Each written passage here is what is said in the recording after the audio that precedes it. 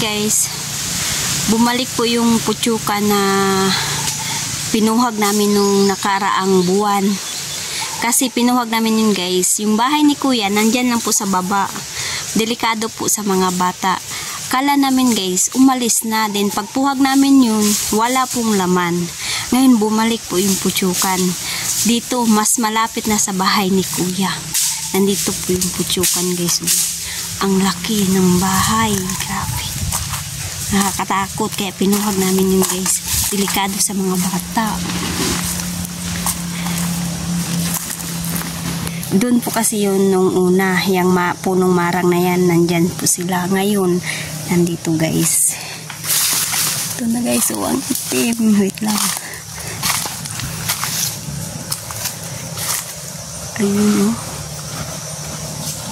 Yan, ang laki. Sobrang itim pa naman, matapang pa naman tong putsukan na to.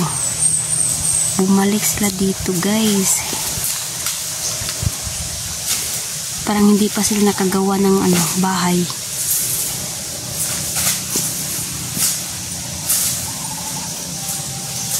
Lumipat sila dito.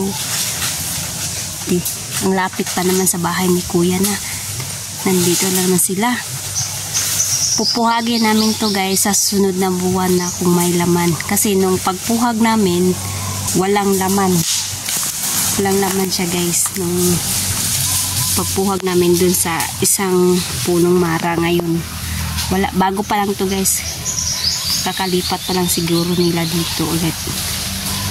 Kala namin umalis na ng tuluyan. Kaya pinuhag namin. Pero bumalik.